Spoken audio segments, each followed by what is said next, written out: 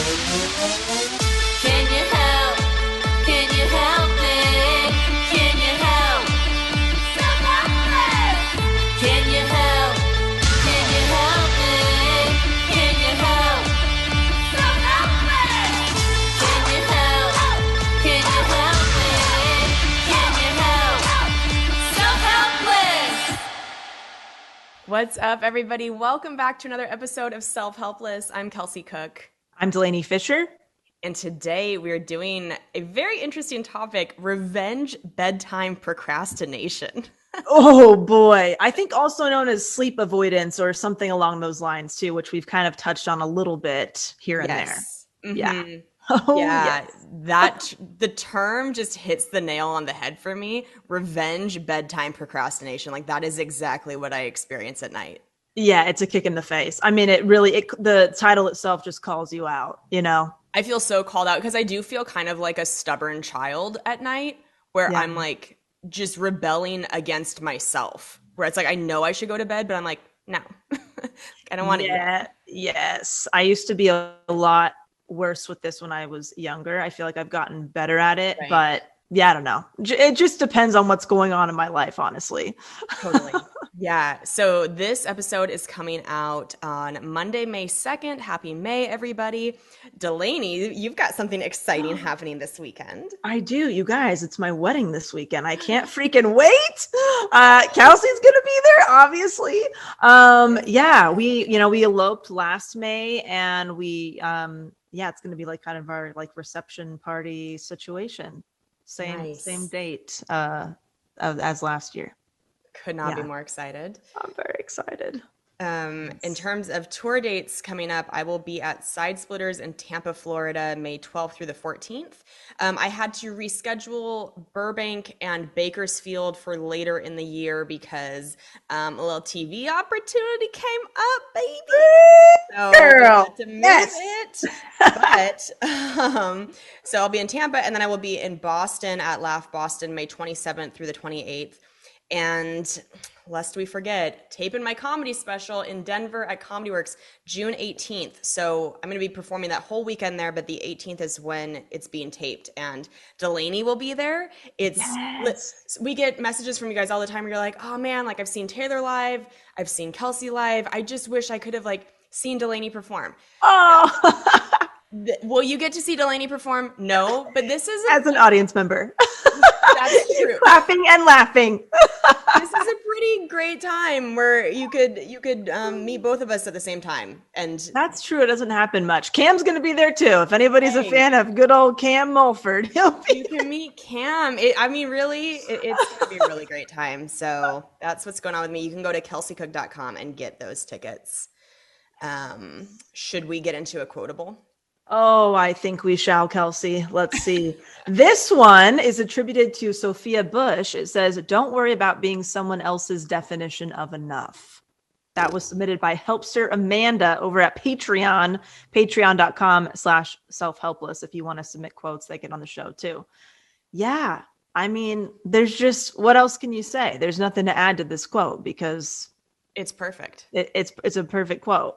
I think it's a tattoo quote. Every now and then on this show, we Yes. get a quote where we go, I could benefit from seeing that on my hand Yeah. probably 17 times a day. Yeah, This absolutely. Yes. godforsaken entertainment business of constantly comparing Oh yourself gosh. and like being like, am I Yeah. doing enough? And sometimes you need to hear a quote like that to be like, just do So what you think true. is enough. We did an episode, right, about like defining what enough means to you. Yep. That could be a good, if that quote is really resonating with you right now, that could be a good episode to check out after this one today. Because Good it just, thinking. it is a personal calculation of what is enough for you and really staying true to that, not letting other people sway you. And remembering why you're doing what you're doing, taking stock Yes. of the whys, because a lot of times we get caught up in doing shit for the wrong reason. Before we jump into the revenge bedtime procrastination, I just have to Yeah. say on this topic of like defining enough, the timing of this is hilarious. So Taylor sent me a link yesterday to an Instagram post that she and I were both just like truly laughing out loud over because it just is such a pointed question, but it was a post that said, "Do you even like posting on social media?" Which I'm sure no one can relate to more than you, Del, who has quit the Right. social media game because you're like, you know what? I do not. Yeah. Yeah. It was just, you know, it was just causing more harm than good for me. Not even like actual harm, but Yeah. just more mental exhaustion, anxiety, and nothing like bad was even really happening. It was just how my brain operates. It wasn't very nice to do it. Yeah. It asks these questions like, do you even like posting on social media? Does being on Instagram or TikTok make you feel inspired, supported, or creative, or does it always suck? What's driving your decision-making process? What you like to do or what you think you're supposed to do? Right. And anyway, Taylor and I just said, man, I just wish I could post like a picture of my ice cream that I was about to eat or the Yeah. sunset or my cats. But there's Yeah. just so many things, especially once you feel like your social media becomes more of a business, Yeah. that you feel like you have to be a business. Right. But oh, Damn, just was that post written by Delaney Fisher? Maybe? My secret Instagram account is I just would if you were still on Instagram. making people. Yeah, no, it's a tough one, man, and it's a scary thing to leave it too. When it, because it was something I was using for my business too, and I was like, you know, this could go very poorly. Leaving could really go very badly. Yeah. And it just really depends on, you know, I tell my clients this too, because a lot of my clients want to be either social media free or social media less in a way where it's kind of the last thing that they do in their business or day to day is just really being honest about where your people are coming from, where are sales actually coming from, where are clients actually coming from, what do you enjoy doing, what do you not enjoy doing, and how can you leverage the thing that you enjoy. Doesn't mean that you have to be completely off social media, but what can you lead with that can be repurposed for social media, not by you. So yeah, it's just kind of like really looking at your numbers, because social media is so deceptive with numbers. You get all these likes and comments and shit and messages flowing in. You're like, damn, I'm killing it. And it's like, oh, my business is actually coming from over here, Google, or this. And so really like paying attention. I mean, a lot of entrepreneurs are scared to look at the analytics and the numbers, and you just really have to, especially if social media, you know, you feel bogged down by it. Yeah. I'll get off my soapbox. No, I think it's fascinating. If anybody wants to look at this post on Instagram, it was posted by Anti-Perfect Kendall, and she is a she's a content coach, which is I wonder if you and her would get along well and have a lot Sounds to like talk it. about. She says make her little blurb at the top says making social media functional for tired creators. Low energy entrepreneurship. She does coaching. Wow. Love it. Yep. I'm following her. Sounds about right. I need to read these things. Anyway, I know that was an aside, but I just felt like it was important to talk about. Should we get into talking about what is revenge bedtime procrastination, cause and effects, tips to treat it, all those good things? Let's do it. So revenge bedtime procrastination describes the decision to sacrifice sleep for leisure time that is driven by a daily schedule lacking in free time. Ooh. Let's just let that sink in.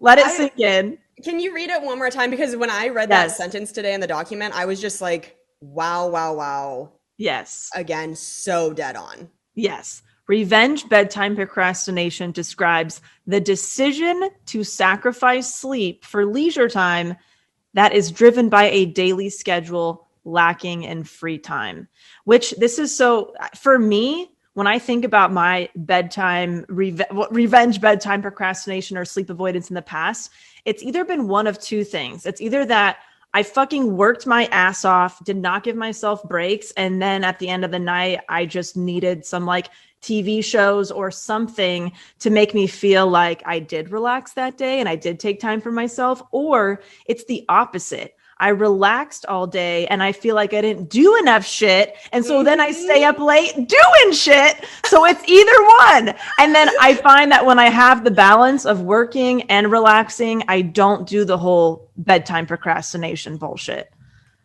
What about you, Kels? You an applause break for everything you. That was so well put. God damn, that's exact same for me. Yeah. I have literally nothing to add because you said it so perfectly. Oh, wow. I bet a lot of people are right. It's like one or the other, right? I mean, because if you're not doing revenge bedtime shit, it's because you probably feel fulfilled with your day on both ends. Right. Right. So something's going on. Got to get down to the root of the issue as to why you're being a bad girl at night. You're staying up too late. It's true, because if you have, let's take the first part of what you said. If you've worked your ass off all day and you haven't left time to unwind, whether that's watching a TV show, reading a book, whatever you choose to do, it feels unnatural to go from working for like 12 straight hours to just going, I'm just going to go straight and lay my head on my pillow and go to bed. Yes. You feel like you need time to just be brainless and unwind. And because you do want that, even if it's not just to unwind, it's like for fun. You want to feel like you had the time to watch the show you wanted to watch, whatever. And then on the flip side, I have also, like you said, had a lot of sleep avoidance dealing with workaholism, where if I procrastinated during the day on something I knew I needed to do, and then it gets to later in the day and I'm like, fuck, now I need to really crack down and focus. That's when I'm editing video clips till like 1 a.m. because I pushed it off. And you know, there's just no winning. You have to, I know you can't make extra hours in a day. We have ditched the Beyonce quote. But we have to try to be more reasonable, I think, with what we can achieve in a day. Yeah, exactly. Like you said, Kels, it's like, going from working all day and then just going straight to bed. I feel like my body in the past, like it's not decompressing properly to even fall asleep. Like, I don't know if I'd be able to even fall asleep unless I was so exhausted that, that's, but if you're so kind of wired and charged from working, and then you have that adrenaline going all day, it's like you need that processing time. And I know for me, what I would usually tell myself at that time, and of course it still happens, just depends on the day, but I usually say, it's okay. I'll make up for it tomorrow. I'll go to bed early and I'll get the work things done early, and then I'll go to bed early, and I'll be good and I'll be balanced out, but I'm going to stay up late and watch, 3 hours of TV because I need some downtime from my day. And then the next day would come and I would do the same shit over and over. So it's just like you're piling on to your sleep deprivation. Yeah. It's this feeling of like that revenge part of this, and that rebellion, I think, comes from this place of like, I earned this. Like I deserve to watch a TV show, but the reality is like, that's going to make you feel sick if you keep staying up and doing this. It's like, you have to figure out a different time in the day to get these things done. I wonder if a part of this for people too is like, if they had a really strict bedtime growing up with their parents, as adults, if they're like, fuck you, I'm staying up past 10 or 12 or whatever it is. And really you're just fucking yourself, but you might be thinking, oh, I'm screwing. It's a stick it to the man moment, but really it's just negatively impacting you and your health. Yeah, some of us are self-employed, and we've had to learn how to be our own boss and actually get work done each day.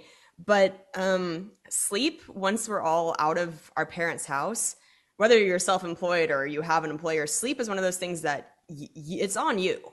Yeah. And no one really teaches you how to be disciplined with sleep. It's just like you learn by getting burned, like by burning yourself and not getting enough sleep. And then you're like, well, fuck, is it worth it to keep feeling sick like this, or should I just go to bed? Absolutely. I still haven't learned my lesson. I've been burned so many times over the years. Yeah. I'm curious to know, like, what kind of like exact thoughts go through your head when you are catching yourself in revenge bedtime procrastination, what's happening inside your brain? Oh, that's a good question. What did I say at the beginning of this? So where it's kind of like, it's just like a voice that's like, no, like a very Not sassy gonna do it. child. It's like, am I gonna do it? Like, I'm not. Like, you can't make me. It's Yes. really, it feels like it comes from this place of being childish, where I'm like, Yeah. you can't tell me what to do. You're not my real dad. That's sort of the vibe. It's like, Right. I get to do what I want. And it's like, Yeah. okay, you idiot. Well, then do what you want, but you're gonna feel like shit tomorrow.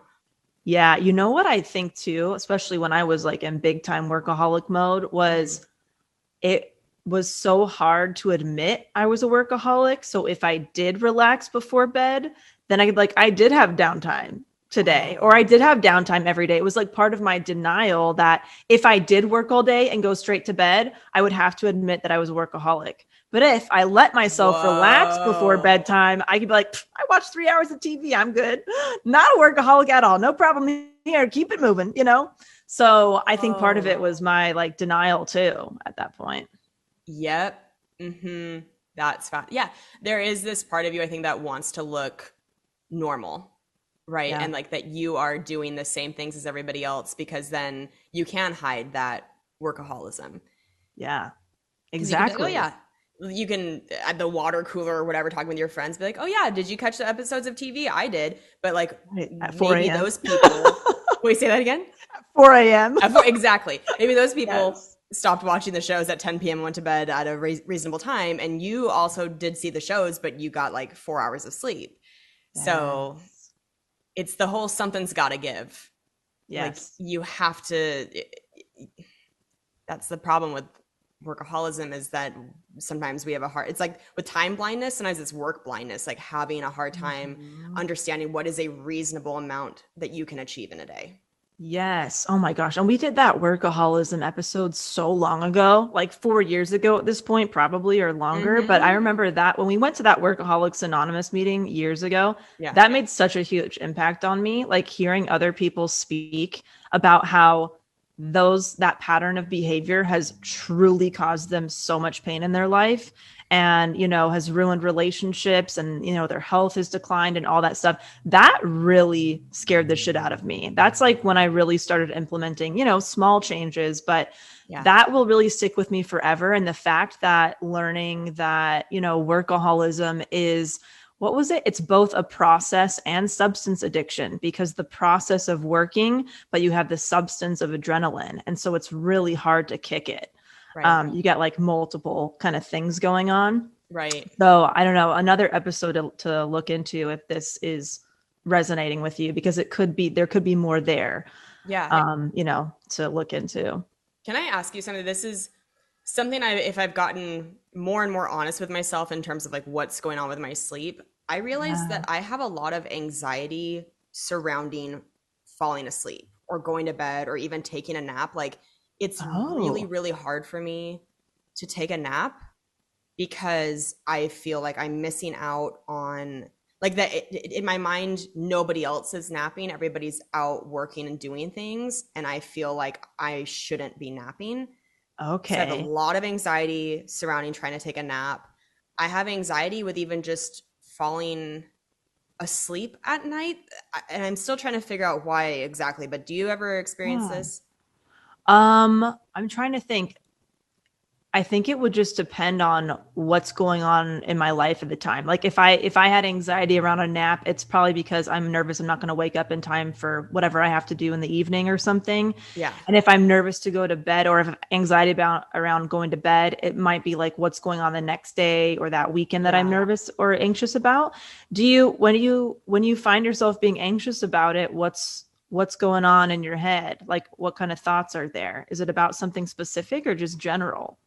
I'm not sure. I don't know if it's purely a feeling of being afraid to miss something, like miss something happening. But I feel like I have that even at night when I know that everybody generally is going to bed and there's really nothing that I need to be like, I don't need to be checking my Instagram notifications at like Right. 11 p.m. I should be able to just be done for the day.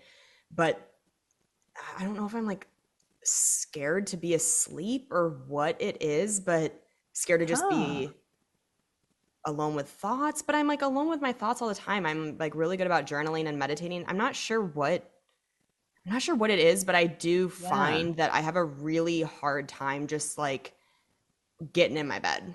Like Oh, there's a lot of buildup for it. really? I understand for you, like the FOMO nap thing, like going to bed Yeah. midday, like everybody else is working or doing stuff and all of that. I mean, well, for you as a comedian, people are working at night too. I wonder if that's part of it. Like people are performing at Yeah. night or something like that. Yeah. Do you feel like this, Kels? Do you feel like when you are working at times that nobody else is, it's kind of exciting? Like, ooh, I'm doing stuff right now that like other people are probably resting and I'm getting shit done and I'm like Yes. kind of getting ahead. I Yes. wonder if it's that like excitement a little bit too, that you I could be doing more or something. I definitely think that that could be a big part of it. Like days where I Yeah. end up waking up a lot earlier than I thought I was going to. I'm like, ooh, like I can do so much more now. Yeah. I've always been so envious of people who can survive on like 4 hours of sleep a night. You know, these people, I don't know Oh, how that happens, but there are yeah. people in the world who just get like 4 or 5 hours of sleep a night and somehow are fine and like feel great. I don't know if that's Yeah. healthy or what, but Yeah. you have talked before, we've related a lot on this, that you and I just love life, as corny as it sounds. Yeah. We have a lot of joie de vivre. Like we like want to like always be doing stuff and experiencing things. And I think we're both acutely aware of that time is finite. Yeah. Like we just want to always be experiencing things. So for me, sleep is like boring. Like it's not, I don't enjoy it. Uh-huh. It's like really a mundane task that you have to do. Yeah, how some people do the whole like, oh, I eat to live, and some people live to eat. I'm definitely a live to eat person. I don't understand the people that are eat to Yeah. live, but I'm Yeah. kind of like a sleep to live person. Like, I don't, Interesting. if I could just take a pill that like provided me with the benefits of sleep, but I didn't ever have to actually sleep, I would love that. Oh, wow. See, I enjoy like I enjoy sleep. I get excited for bedtime because I get to like cuddle with my dogs and stuff. That's I sweet. get excited. Especially like I remember when we first got Maverick. I would be so excited for bedtime because it was like, oh my God, there's gonna be a puppy in my bed. This is so exciting. Oh, But I don't feel I don't know. Actually, I've never asked myself that question. If I could take a pill and not have to sleep, would I do that?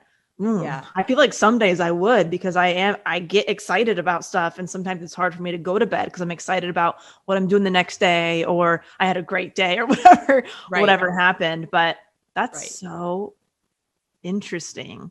I feel like the fact that it's a mundane thing and you're kind of avoiding it is very much, and obviously I'm not a professional, but because we've talked about this recently, is on the ADHD spectrum Oh my of God. having a hard time, like, bringing yourself to do those kind of boring, mundane tasks. Right. And like, yeah, it's the same thing every night. It's fucking boring. It's predictable. Like we know what Yeah. we're getting. And so I wonder if there's like a way to become excited about going to bed or Yeah. excited about the next morning. If you can get excited about waking up, I'm Right. wondering if that will help you be Yeah. okay with going to bed. Like, ooh, can't wait to go to bed because first thing in the morning, I get to do this thing. But Yeah. if you're not excited about, I don't know, maybe you have to be kind of intentional with what you're looking forward to when you wake up if you're not Yeah. excited to go to bed. That's That's what a good I way to think think. of it. And the funny thing is, I'm a really good sleeper. Like, I'm a deep sleeper. I sleep through the night. I generally get like, unless I'm doing too crazy of travel, which is usually my life, but Yeah. like on a regular night, I will get like 7 to 9 hours of sleep, feel great. I can fall asleep pretty quickly. There are people who I know who are just like terrible sleepers who are they toss and turn all night. They Right. wake up a bunch. So it's funny because like I actually do sleep really well. I just yeah, like I said, if there was a way to get that just to stay up and be able to function, which, I guess meth, does do it for a Always lot of an people. option. But yeah, Yeah. I don't know. It just, maybe that's like the adrenaline junkie in me. That sleep is just so, at least with eating, like, yeah, you have to eat every day, but Yeah. eating's so fun. It's food. It tastes so good. It's different every time.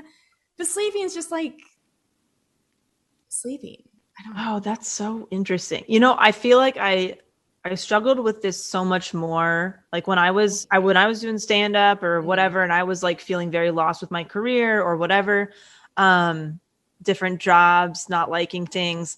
I would dread the next day, and so I wanted my free time to last longer than it was really allowing me. So if I got home from my day job I hated at 6:30 and I have to go to Mhm. bed by 10, I wanted to Right. push that a little bit because my free time, expanding that because I got to go fucking back to this job I hate tomorrow. So I think a lot of that was going on with me. Yeah, I've certainly experienced that. And I think a lot of people who are working like a regular 9 to 5 that aren't enjoying it have experienced that, where if you're only getting Saturday, Sunday off, Yeah. Sunday for a lot of people is spent in dread of just like, ugh, Yes. I know I have to wake up and go back to work tomorrow. So my years of working day jobs, I definitely relate to what you're saying. I Yeah. think honestly, what's happening in my life right now is the exact opposite of that, where Yeah. my day to day, I'm so happy and I'm so like excited about my Yeah. life right now that I'm like, well, this is 8 hours of every night that I don't get to be like doing stuff, Yeah. because the doing stuff is so fun right now. And this just feels like I'm losing life Yeah. by No, I laying there totally with my get eyes that. closed. That's so interesting. Okay, so here's where I'm at with all this, right? Yeah. So I now feel like I have flipped this because I feel very similarly. Like I'm so excited to wake up that I've been waking up early and earlier.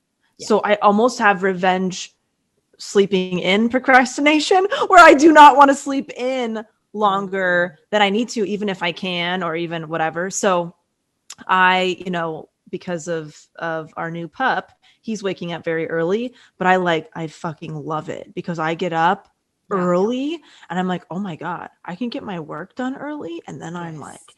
done and I can just seize the day. So Yes. I've noticed I've been getting very excited at the fact that like, oh my God, I'm working on things at like 6:30 in the morning when I used to start at like 9 or 10. Hmm. And then my day is over by like lunchtime. This is fucking awesome. So I Yeah. feel like it's almost flip-flopped where I'm excited to go to bed because I'm excited to wake up early and get things done early, where I used to be like, oh my God, I have to expand my free time. Yeah. Um and before I go to bed and have to do all that boring shit all over the next day.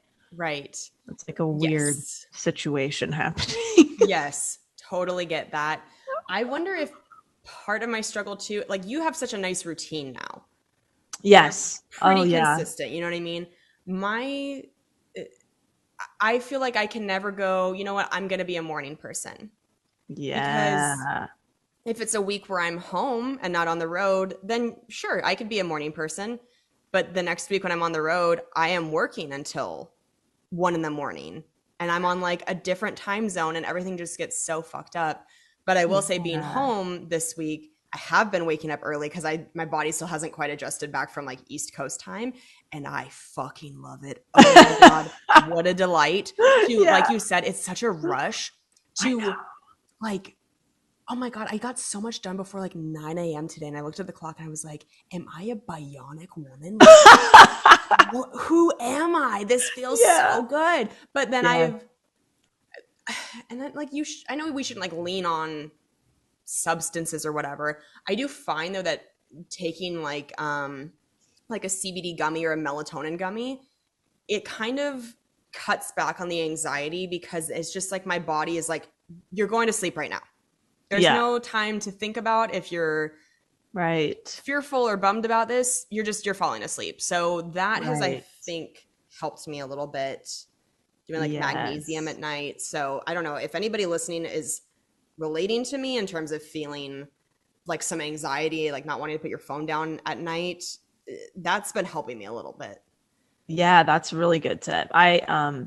Sometimes at night I am like higher energy than I feel like I should because whatever I've done that day just continued to energize me. And Hmm. then it's at like nighttime, it's no different than when I just woke up. Right. And I've noticed that I could probably stay up late and not get much sleep and be one of those people that just doesn't sleep much and feels Yeah. okay. Probably not 4 hours, but like, Yeah. not far off from that. But with Cam, he has the 9 to 5 situation. So he has to like go to bed at a certain hour and all that stuff. And I feel like he's almost accountability for me sometimes because he'd be like, okay, I'm going to bed. I'm like, oh, I guess I should go to bed. And I'm like, all right, I'll go to bed. I'll go to bed too. But without him doing that, I feel like I would stay up a lot later, a lot more frequently. And then sometimes I do, Yeah. but it's almost like a reminder because my brain is not even thinking about bedtime sometimes at like Yep. 10 p.m. And Yes. that's like, oh shit. Right. I should do that. Oh yeah. And then I'm excited to wake up. So it's fine. It'll be good. But yeah. Right. Yeah. That totally checks out. Living with somebody and being in a relationship, it does change things. Tommy John again has a really funny joke that was always so relatable to me when I was married. He was like, my wife. Someone's like, my wife goes to bed at 10 p.m., which I've learned now means that I go to bed at 10 p.m. and I have no say in the matter. She's just like, I'm going to bed. And he's like, okay, have a good night. She's like, no, you're going to bed too. And that was when I was married, that was like definitely the dynamic too, was I always like, if I was going to bed earlier, I would like want him to come to bed at the same time because it was just, my brain couldn't turn off if like he was in the other room playing video games, or like I just felt like my body was just waiting for him to finally come to bed. And so it was always easier if we just went to bed at the same time. Oh, that's so interesting. You know, it's so funny because, I feel like with Cam going to bed, it's not even like, oh, we should go to bed together kind of thing. But it's the fact that I know his fucking alarm's going to wake me up at the crack of dawn. And even if I want to sleep in, I'm going to be jolted awake for 15, 20 minutes anyway. So I know like, well, I should go to bed around that time anyway, because that thing's going to wake me up come this time, no matter what I fucking do, whether I stay up or whatever. So I feel like almost it's sometimes that it's like, and he's going to get ready in the morning for 20 to 30 minutes or whatever it is. So Yeah. I'm going to wake up for a period of time early, no matter what I do. Yeah. The pros and cons of Yes. of sharing a bed with somebody. There's such a comfort there that's so nice. And then like, man, if that person has to get up earlier than you do and you are trying to sleep in, if they like start hitting the snooze button, hell path, no so bad. fury. Like this bitch right here during a multiple snooze situation. Because then I am just wide awake. Like then there's no, I can't keep enough sleep in my body to pass through a snooze button, Yes. And it's like, your phone is getting thrown against the wall for sure. And the fact that like Cam is one of those people that has the alarm that goes, and I'm like, at least have the fucking decency to have a little, like a raindrops or something, or a gentle, a gentle awakening. But no, he has, the freaking alarm that is basically like, EMT driver situation. It's horrible. This is so funny because when I went to Scottsdale last year for one of my best friend's bachelorette parties, and sometimes you don't realize like how different something you're doing is than your friends until you're in like a hotel room together. But we all decided to take a nap, and I was like, I'll set an alarm, no problem. And my alarm used to be kind of like Cam's, not but it was definitely it would go off and it would get your blood pumping really fast. And Hannah was like, what are you doing to yourself? Like, how do you not wake up with just a giant ball of anxiety in your chest? Yes. Like, and she showed me how to change it. And it's so funny because now I can't imagine ever going back. I don't know how, like why I was doing that to myself. She was so right. Oh my God, I need to change cams now. I'm like, yeah, I should just go in and just change it for him. I have the ones where it's like, it's just like Yes. easing into it. Okay, thank you. Yes. I mean, no, it is. I'd imagine it's like, yeah, for him especially, it's like you wake up to that awful sound and then you got to get ready. And now he's back, commuting and stuff. And you got to commute in LA traffic. I'm like, that is a terrible way to start your morning. Let's get like a nice song or something attached to this shit. I know. I don't know why I was doing that. It's like, what are you going to go fight fires? Like, what? There's no emergency to your morning. Just Yeah. make it like a babbling brook or some shit. Just Yes. relax. So Exactly. I mean, the craziest thing you're going to do is just probably hop in the shower, Next step. next step, yeah. So there are 3 factors that are required for a late sleep time to be considered bedtime procrastination. So a delay in going to sleep that reduces one's total sleep time. The absence, I am getting called out so hard right here. The absence of a valid reason for staying up later than intended, such as an external event or an underlying illness. Yes. My God. Yes.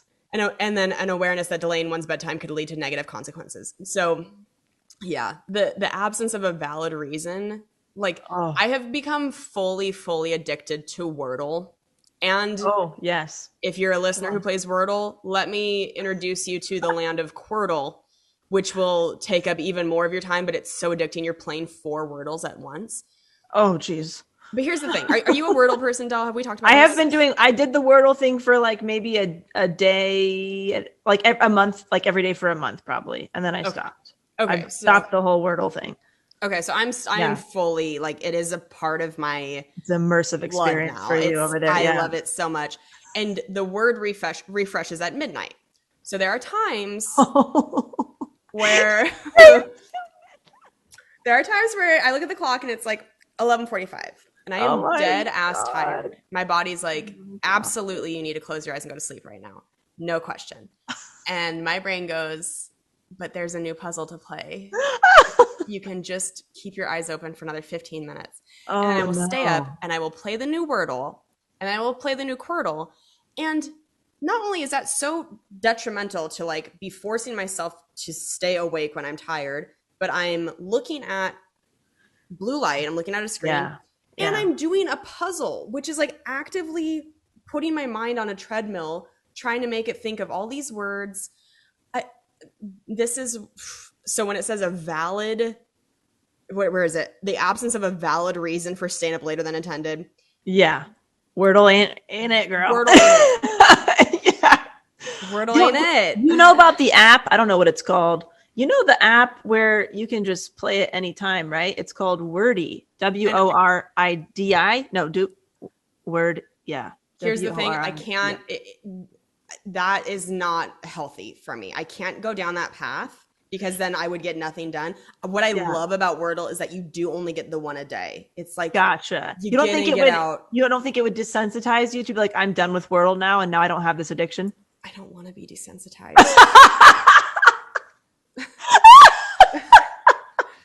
I love it. I am sexually attracted to Wordle.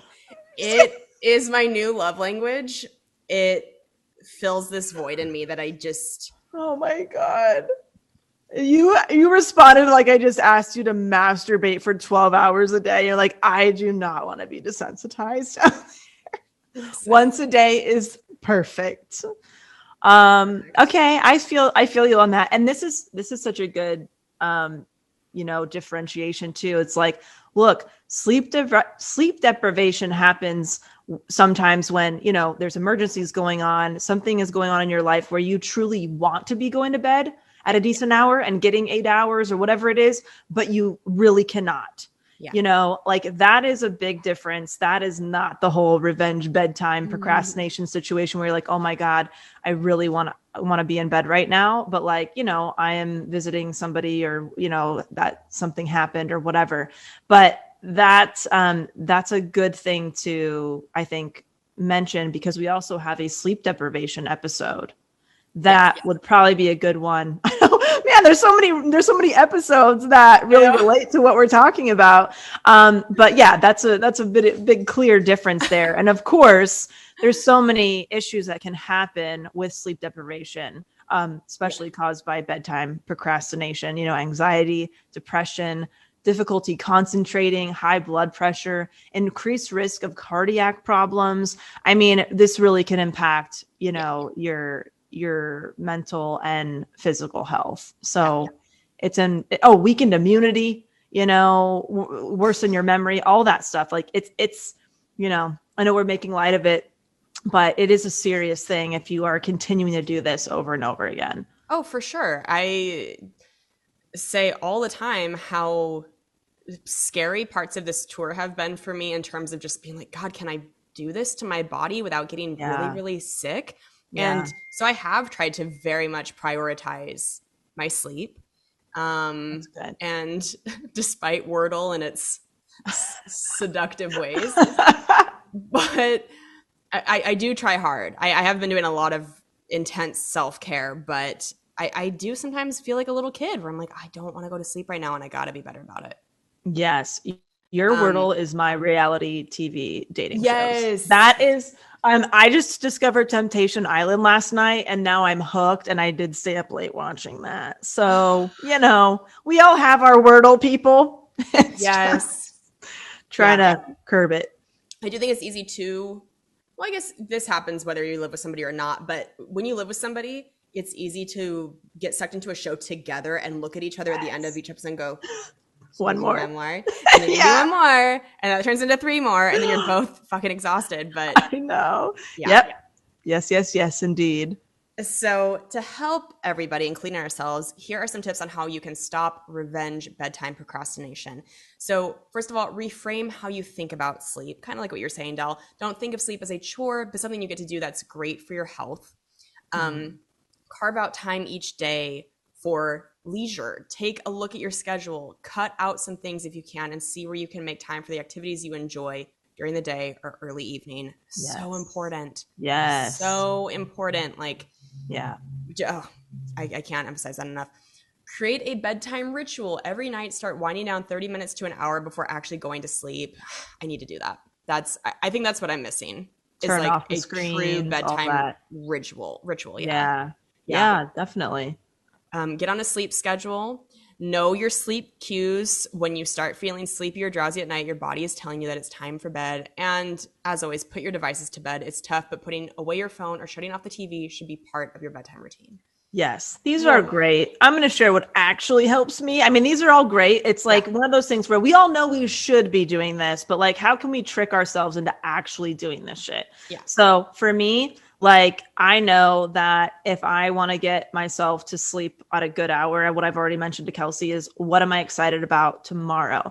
And I think we've talked about this before, even on like self-care episodes and stuff like that. But if I have something to look forward to when I wake up, like, oh my God, I want to get to bed as soon as possible because I'm going to take a bath the first thing in the morning and that's going to feel so nice, stuff like that. Oh my God, I can't wait to eat breakfast. Sometimes I'm like, I can't wait to eat breakfast. I need to go to bed right now. Things like that. Like, what can you get excited about? Or like they said, think about all the ways that sleep is going to help you feel better the next day. Good for your health, good for your work. You're going to make better business decisions, all that good stuff. And I feel like, I'll be honest, I don't really have a bedtime routine. Exactly. I just, I turn off the TV and I brush my teeth and I go to bed. I mean, like, that's my bedtime routine and I fall asleep fine. Like, it works. So I feel like sometimes with the whole morning routine, we can also get wrapped up in the evening bedtime routine to where if you feel overwhelmed by having a lot of steps with that, what's like the one little nugget you could do before bed that signals to your brain, okay, time to go to bed. It could be it could be a 2-minute brushing your teeth or 30 seconds of meditation or whatever that is. And another thing is, for me, the feeling that I get at the end of the day now of feeling accomplished and that I've had balance in my day, that came with a lot of fucking work over years of prioritizing what I actually want and removing everything else. And so the things that I work on actually make sense for my goals, personal and professional goals. And there's no filler bullshit anymore. And that has been very helpful with the balance at the end of the day, feeling like I'm not missing out or that I worked too much or I didn't work enough. It's just kind of an even keel thing. But that was systematized very intentionally over the past 4 years. So, little baby steps. What about you, Kels? Like, what really does help you go to bed? Yeah, I kind of lean into some vanity reasons where if there's something the next day that I would like to look my best for, I really visualize like, hey, bitch, remember what you look like when you don't sleep so well. You can really see it in your face.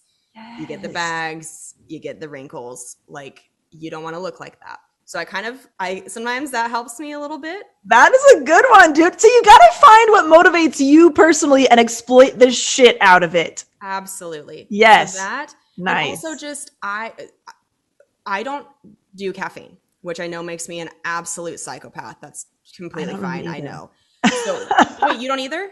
No, coffee makes me feel really like anxious and jittery the whole day. I'll do it sometimes because I do like the taste, but I'm a tea lady myself. Yeah. Okay. So yeah, I don't do caffeine in any form, not even like caffeinated tea. And like, I can't. Yeah. But what that does, unfortunately, if I've had a night where I have had a really rough night of sleep, I don't really have a way to pick myself up the next day if I hit a rut and don't have time for a nap. Yeah. So I try to tell myself if I have a big day the next day and I'm not going to have time for a nap, I don't want to feel that awful, sluggish, wiped out feeling in the middle of something important. So those are the two things that really speak to me the most that get me to like actually go to bed. I love that. That's so good. It's like, yeah, what's more important, staying up to like watch this TV show or feeling really good for like my gig tomorrow or something like that. I love that. Right. Like really prioritizing that. I think I've mentioned this to you before, Kels, but I read in a textbook at one point that eating an apple in the morning instead of drinking a cup of coffee actually wakes you up better than the coffee. So I'm wondering if do you like apples and do you want to try that? I do eat an apple every morning almost. Oh, you do? Oh, yeah. Maybe that's your natural caffeine. And I don't know if it's what's actually in the apple or the act of crunching and chewing so much. And health experts, feel free to write in about this. Yeah. I don't know. But that little nugget has always stuck with me that can be like a natural burst of energy to do that. And I don't know why. I should have looked into it. And I could fucking Google it, but I just don't. I choose not to. That's okay. One of my favorite breakfasts, especially during colder months, is oatmeal with like a tablespoon or two of almond butter stirred in, and then a really tart apple that cut into cubes in there with cinnamon and sometimes walnuts. Ooh, so good. Oh, nice. I like the breakfast sandwiches myself with the eggs and bacon and cheese and avocado and all that. All vegan, by the way, but still they have it. Those just real fucking meaty, cheesy stuff. Yeah, I had eggs and avocado and a rice cake with almond butter this morning. Now that we're just sharing our breakfast. What did you all eat for breakfast? What did you guys eat for breakfast? That's what our podcast has turned into. Yes. Well, anything else, Kels, to add? I think that does it.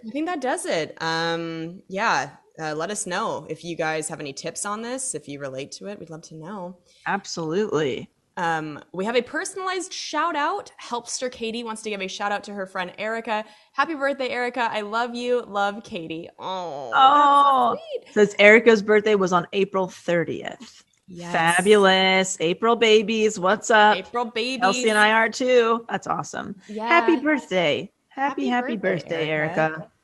That's fabulous. Thanks for celebrating with us. And if you want to be able to give personalized shout outs like this, you can join our Patreon community at patreon.com/selfhelpless. It's $5 a month. It's nothing. And then you get to do stuff like this. You get to help us choose episode topics. You get to listen to all of the 60 bonus episodes on there. It's just a really fun community. Yeah. So you get to quotes and all kinds. You basically quotes. Yeah, you submit the quotes, you pick the topics, you submit personalized tips and shout outs that get on the show. It's like, you're basically like a co-creator of this content in so many ways. So we love having you. Thank you so much for the support. And we do have an iTunes review of the episode. This is from Jay Patriotic. It says, "Thank you. It's a great podcast and I love all the things you do." Jay, JP, if I may. Thank you so much. Yes. Yeah. Very to the point. We love it. We love it. Thank you. And that helps the show so much. It really helps get into that iTunes algorithm and move us up the charts. So if you haven't yet, please go do that. Do you have any segments or plugs, Del? I'm just in the puppy mode right now with Goose, our newest addition. And then we're just in the phase where we're just treating everything like it's probably pee. Like it could be water on the ground, but let's just treat it like pee, spray it, clean it. Let's make sure it's fine. That's the phase of my life right now, is that it's probably pee. That is the tagline of my day-to-day currently. What about you? By Delaney Fisher. It's probably pee. It's probably pee. Kels, what about you? What do you got going on? I just wanted to give an update from our time blindness episode. I've gotten a lot of people that have reached out and said that really spoke to them.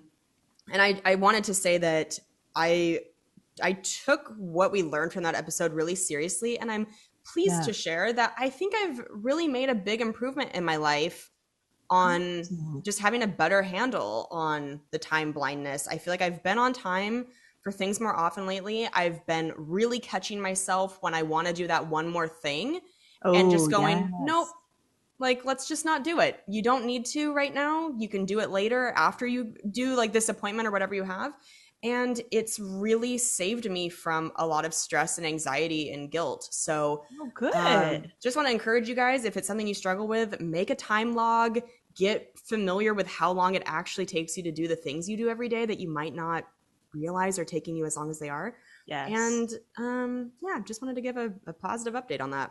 Oh, I love it. That's so awesome, dude. I feel like, you and I are like, once we become self-aware of something, it's like, okay, how can we type the shit out of this problem? How can we solution this up, baby? We talk, you and I have had conversations off the podcast where the show is so different now, 5 years in, than it was when we started, because we were more helpless 5 years ago, and we have self-helped ourselves through the podcast and through just growing and getting older. But like, there are fewer things I think that we struggle with, maybe to the degree that we used to when we first started the show. But anytime something does pop up that is new to me, or something I didn't realize was a problem for me, like the time blindness, I do really attack it. And I'm like, I don't want to deal with this. I want this to get solved. So love it. Love it. Well, we love you. I love you. We did too. it. I love you. I love you. You're beautiful. Oh yeah, plug your shit, Kels. Oh, just head to kelseycook.com, get those tickets. Tampa, Boston, Denver, all coming up.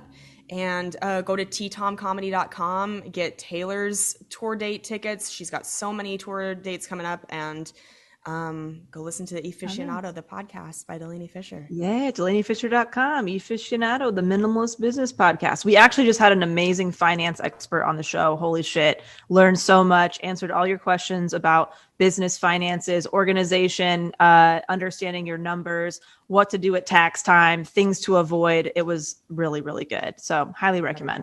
Nice. All right. Well, we love you guys, and we will talk to you next week. Bye. Bye.